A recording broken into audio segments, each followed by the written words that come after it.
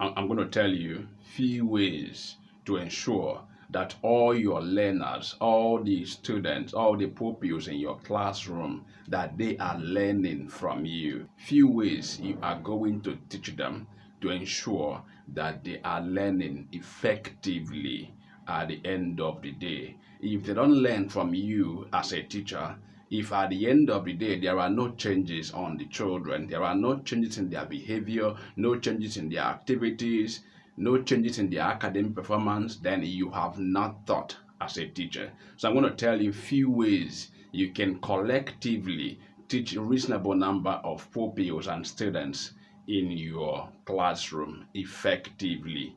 Number one, exit ticket. This is a method used to identify or to know if they are learning or if they have learned all you've taught them.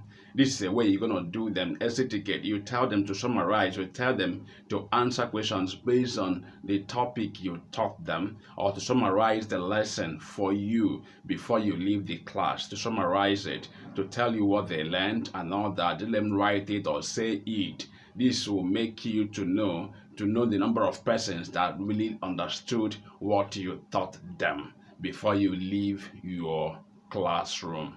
Number two, group work participation. Engage them in groups. Tell them, you can get them in groups in the classroom. Tell them to do or to respond or to answer what you ask them. Ask them a question and tell them to respond to it based on the groups. Then with this idea, you will know, okay, these persons or this group did not understand what I taught or what was said in the classroom. So you knew this, it will help you to know where you are to give extra attention to make sure that the children learn, because your target as a teacher is to make sure that all of them in the classroom learns, and they learn effectively well and can demonstrate what you taught them from that time. Number three, you can ask them open-ended question. Yes, what do I mean by this? Open-ended question, as they are questions that do not necessarily require yes or no answer.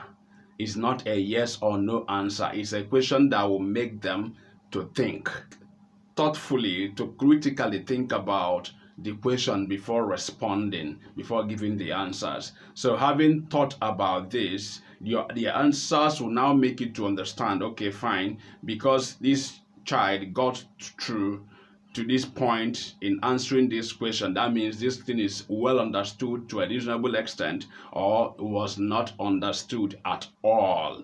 So the open-ended question will give them the chance, to the opportunity to think about the question based on what you taught them,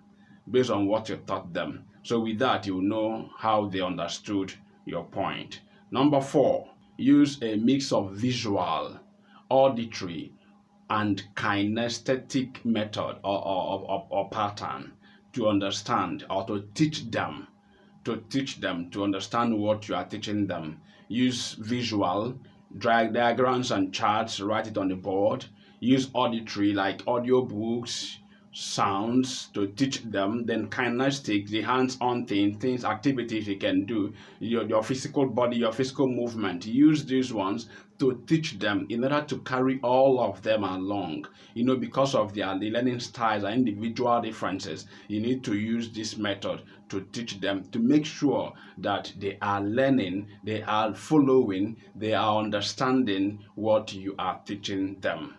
I said before that at the end of the day, at the end of your teaching, what matters is not that you taught for some minutes or hour, but what matters is that at the end of the day, that these children were able to understand your message, were able to understand your lecture and begin to implement it or put it into practice, and can respond or answer questions from those angles in the future.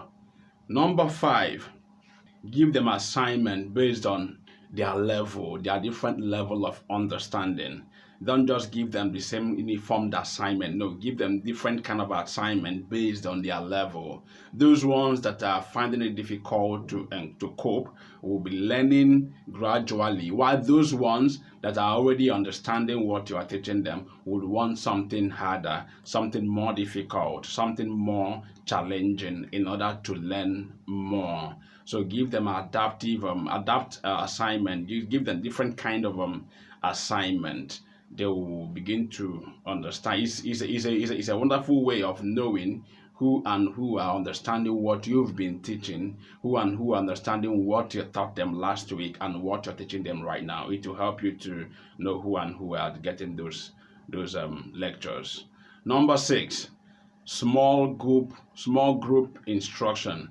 The small group instruction will help you to is a way of getting them into groups. It will help you to know the groups. I said before, the groups that are not doing well, or the groups that are finding it so difficult to understand all you have been teaching. So get them into groups. It will help you to know where to put more attention, to who to give more attention, the particular set of people to give more attention in the classroom based on their learning abilities, learning styles, and all those things. So this will help you to know who and who to give in adequate time, to give more time, to give time in order to carry the person along, in order to make the person to start learning from you. Number 7, peer feedback. This is a method you give the children, you give the learners assignment, you give the learners the opportunity to assess each other's job, to assess their jobs within themselves, to mark their jobs, to constructively give feedback about what they think or what they thought is wrong about what Mr. A or Mrs. B, this person or that person wrote. It will give them the children will be able to give you, okay, this is wrong here, they will discuss all those things. It's more of a discussion class. It's more of a discussion class. They will tell you what they think, what they saw in Cynthia's paper or Jennifer's paper. Is this, it is that. While they are discussing it, all those other persons that were not able to follow up will begin to understand the lecture more, will begin to understand the message more. They will begin to understand the topic more. While the other mates, it's called peer, other mates are discussing it. So they will understand it more while it is being discussed in the classroom. Not from the teacher this time around, but from the learners, the fellow learners. So all those slow learners will begin to understand it and they will make impact. Number 8, peer teaching.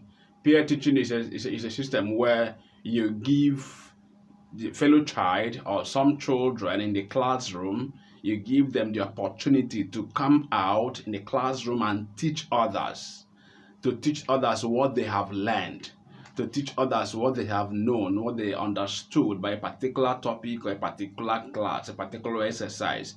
They just teach the children, they write some things on the board, the whole classroom details, the classroom teaching will be performed by that child based on the topic. It will help other ones who did not understand the topic when it was taught to understand it better. Children learn more when they see their mates do it. So this is also a very wonderful approach to engage them, to teach them, to make them to understand, to make them to learn what they need to learn. And before you see Jack Robinson, the classroom begins to learn at a greater level. All those ones that are not learning so fast will be forced to learn so fast. Number 9, use Socratic questioning. Socratic questioning is a type of question that does not just require A or B answer or yes or no answer. No, it requires the responder to think more. So the question could come in this way: what do you think this class should be held, or this topic should be taught, or why do you think this or that? It will make the responder to think more, to dive deeper into himself or herself, to to get the answers, because it's not something he can just say yes or no. So he must think about it before responding to the question. So it's called Socratic questioning method. To this will also help you to know how far, because sometimes it's good to allow them to say things. It's good to allow them to define things from within them the way they felt about it. It's not necessarily what was taught in the classroom or what was written on the whiteboard. No, just allow them to, based on how you understood this point, how did you understand this, how, what and what, stuff like that. So the person with the child will then tell you what he or she feels, which may not necessarily not be the same way you wrote it in the classroom, but the child will be free to respond based on the question. By then he has thought. By then he's critically thinking, or he has critically thought about the answers before responding to that. Number 11, code calling. Code calling is a method where as a teacher you randomly select, you randomly appoint or ask questions to some of the learners in the classroom, instead of just depending on all those persons you've known before, all those brilliant ones that have been asking your questions. No, you randomly pick them. Yeah, you. So get me the answer. This will make everyone equal participation. It will make all of them to participate equally, and all other ones will be forced to think about, what if I am asked the question right now, what am I going to answer? So he or she will be forced to begin to think about the topic being discussed, so that he or she can respond if he or she is mistakenly or by any chance appointed by the teacher to respond or to answer the question. Number 12. Another way is walking around the classroom. As a teacher, if you want to really engage all of them to understand or to follow your lectures, at the end of the lecture or even in between the classes, walk around them. When you're giving them when you're giving them a classwork, walk around them to see what they are writing, to see how they are writing it. So see who is not writing. Then that person that is not writing, you can ask him or her one or two questions. Why are you not writing? Didn't you get the point? Didn't you get the topic? Didn't you understand it well? Then the child will be forced to tell you, okay, fine, I didn't understand it well. I am confused there. The way the question came was confusing, this and all that.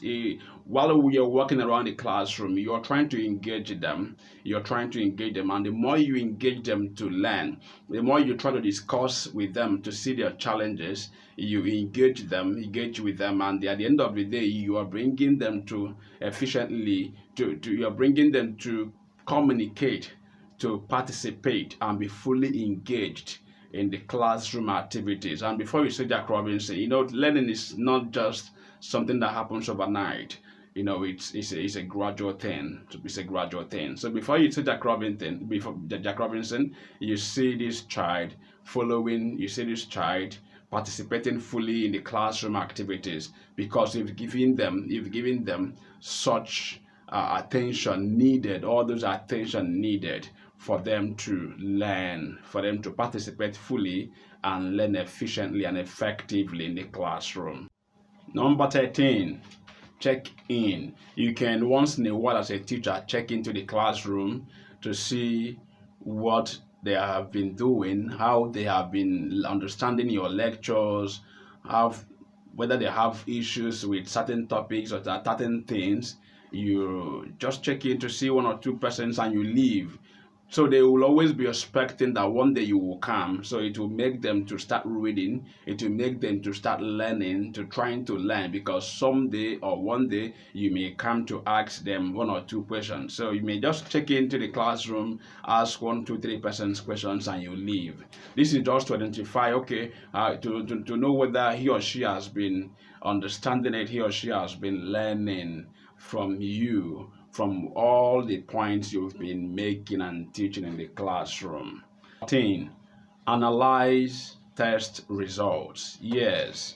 How do you analyze test results? After giving them quizzes, text, and assignments and all that. After marking their papers, begin to analyze it to see who, if they all, how many persons were able to understand this topic, how many persons had issues with them, how many persons struggled so much to answer the question but could not, how many persons failed, number 7, number 6, number 5, or how many persons failed all of them. This will make you to understand how many persons you need to give more attention, how many persons, or the number of persons in the classroom to give more attention in the classroom. Number 15, open discussions. As a teacher, sometimes you have discussions with your learners. Have discussions with your learners to understand how they have been following your lectures, how they have been understanding it. This will help you to know who to give attention more. Like I said before, the more you engage with them, the more the more they are free to tell you where they are having challenges. The more they will be free to tell you where they're having issues. So open discussions give you the opportunity as a teacher to understand who are still having challenges with what I've been teaching, who are still not learning it. It will give you a perfect opportunity to teach them that particular topic or that particular topic very well, and they will learn it. Number 16, track individual records. Yes, as a teacher, you need to track individual records. You need to follow them. You need to understand or follow them all one by one to understand, okay, this person is now improving here, this person is now improving here, this person is not improving here, this person has started going down, has started declining, has started failing this topic. Why? So it will help you to know who to give more attention. It will give you a better opportunity to give them more attention in order to teach them. So individually track to know who are performing better, who are reading well, who are understanding it. Who are really understanding it. This will help you as a teacher and help them too, because when you find out those places or those persons, you give the right message, and at the end of the day, the persons will learn. Finally, celebrate them. Number 18, celebrate those that are doing good. Virtually celebrate all of them for participating in your class activities. Celebrate them, encourage them. Don't tell them they are morons. Don't tell those ones that are not doing right that they are morons. No, tell them they are good. Tell them they are trying, they are coming up. Encourage them, celebrate them, buy gift for them. You can buy pen, you can buy pencil for them as a teacher. It will make them to open their heart, because love opens heart. When they see such attention from you, it will make them to be free to learn more from you. It will make them to be free to open their heart and learn. So the more you're celebrating them, the more you are indirectly encouraging them to learn. So at the end of the day, encourage your learners and tell them that if they learn, I promise them something. If they learn this or that, that you're going to do this or that for them, it will encourage them more to read their books, to pay attention while you're teaching and while other classes are going on in the classroom. It will help them and help you and help the school at large. Thank you for watching this video. Share this video to all the teachers that you know that are still having challenges teaching so many learners at a time in the classroom. Understanding that so many learners cannot learn at a time and at the same pace will help you a lot. So this video, it's a great assistance to your issues, to the challenges you may have been having in the classroom while teaching these children. Share this video, subscribe, and thank you for watching. My name is Chidi Ikenna Amobi. See you tomorrow. I promise you, every day I will drop wonderful video for you. Thank you and God bless you. Bye. Mary Rufido, the Anna Model School of Dovos. This is Ezibe Obiamaka from St. Valerian Nursery Primary School in Joka. My name is Mr. Ogoyo for John Kenneth. My name is Mrs. Mwizo Lillian. I'm from Christian International School, Oba. Okay, the competition is a very nice one. I think it encourages people to learn and to read their books, not just to read their books, but reading to understand it and then retaining it in their memory. So I really love the competition. It's a very nice one. Kudos to the organizers of this competition. I pray they keep the flag flying. They should keep it up. It's a good one. The activity was very interesting. The children really tried. They showed us that they are very, very brilliant, and all of them are really a winner, a champion. It was challenging. It encouraged kids to do their best. It was a bit challenging, but thank God for everything. But the competition was good. It's a healthy competition. Okay, I think the competition is free and fair, is transparent, because the teachers' ideas are infused, needed to determine who scores who or who scores what. So I think it is fair enough. I myself have learned so many things coming to the competition for the very first time. So the competition is a good one. It is transparent, it is free, it is fair.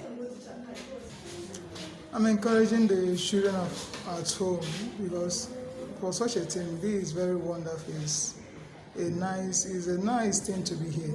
So it's wonderful to be here. So I'm encouraging children that they should be part of this. They should be part of this. At least when you are here, you'll be able to come out, show us what you got. And then this program is designed to bring out the best out of children. So being here, I think, is awesome. It was organized very well and it was transparent.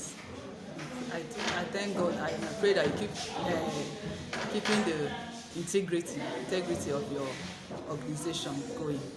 It's very transparent. You see your children score, go through them, ask questions if you are confused. So it's very transparent. We pray that it will not only be in Anambra State, it has to be national and international. Okay, my advice to the learners, the children out there, both my own learners in my school, those that have come for this competition, is they should not stop reading. They should keep on reading because it pays to read.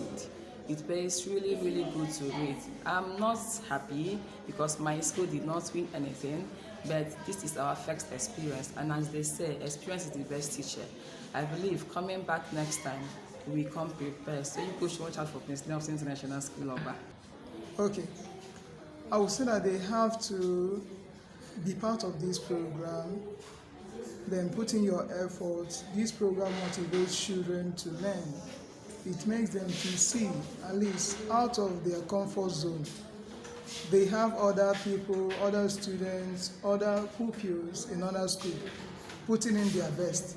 So when they come over here, they meet each other, and then they see that in their school, they might be doing well, they might be wonderful, but coming out of their comfort zone to face others pose a challenge. I think when they come out, they come out to meet the best, and see the best. At least they will know that the ones they are doing, they are trying, but it isn't enough. Then when they go back home, they can put more effort, they can add more effort to whatever they are doing. So that's it. Okay, I pray that they move to a greater height, that as they have devoted their resources to do this kind of thing to encourage kids, that God should also bless them, and they should be a blessing to this generation. That's my prayer for them. They will move from strength to strength, not only here in Anambra, but national and international. Okay, my humble prayer for the organizer of this competition is that God Almighty should continue to bless him abundantly. For him having thought of this wonderful program to help children to study and to read more, God should replenish his pockets, his family shall be blessed, God he will bless his works of his hands, morning, afternoon, evening, and at the night. That's my prayer for the organizer of this competition. The advice for the children here, they should know that they are champions and they will continue to be champions. They should continue to read so that they will strive in life. Those at home should also follow their footsteps to be able to meet up to the very criteria and also become champions like them. the thing is that you never know what you are capable of unless you try. So I advise them to give themselves that room for improvement. They should come for competition like this. So like now, yes, last year we didn't get anything, but this year we got something. So they should not be lent. They should keep on trying and be pushing forward. One day their star will shine. Okay, very good. Thank you so much. My name is Chidi Ikenna Amobi, by the grace of God, the director of programs, Independent African Literary Competition. What we've done here is the final phase of the 15th edition of Independent African Literary Competition. It is not an easy one, by the grace of God. The children, and they all did wonderfully well. They did great because it shows they are reading. What we are doing is really making great impact because the children have learned to read and they've learned to read in between the lines. From the questions that we've asked them, the way they answered it showed that, okay, fine, they are really reading. They are really reading. So we encourage those ones that are not reading yet, that are not reading, that I don't think that education is great, that maybe that thought or maybe that have had over time that education is a scam, should know that it's not a scam. Through education you can do wonders, you can go to places, you can meet people, you can be greater in life. So we encourage them to read more. And I appreciate all the schools that came for this competition, all of them, I appreciate them. And I said, keep doing good, because when you bring these children to this competition, you are telling them, you show that you are teaching them something at home. Now go there and challenge yourself. If you're not proud of your school, you cannot bring them here. So, but if you bring them here, that means you're proud of your school. So I appreciate you for being proud of your school. Then I encourage, I tell all the first, second, and third positions. We say congratulations, because it's a challenge, and you get through. You became the first, second, and third. Is a thing of grace, is a thing of honor, So, and all those ones, the other 21 that could not make it, the other 17 or 18, we say keep reading. The future is bright, So I am thankful to Chief Udoji Achebe. I am thankful to all of those that have supported this program one way or the other. I am thankful to all the schools, all the teachers that participated in this exercise. I am thankful to all of you, and I say your pocket will never run dry. God will continue to bless you. Since you've made yourself a partner towards a perfect nation building, towards this nation building, God will never leave you. Your days ahead will be better and finer in Jesus' name. Thank you for being here, and may God bless you. Thank you. This is the 15th edition of Independent African Literary Academy, literary competition. Thank God it was well done. May His name be praised. All thanks. My name is Chidi Ikenna Amobi. God bless you.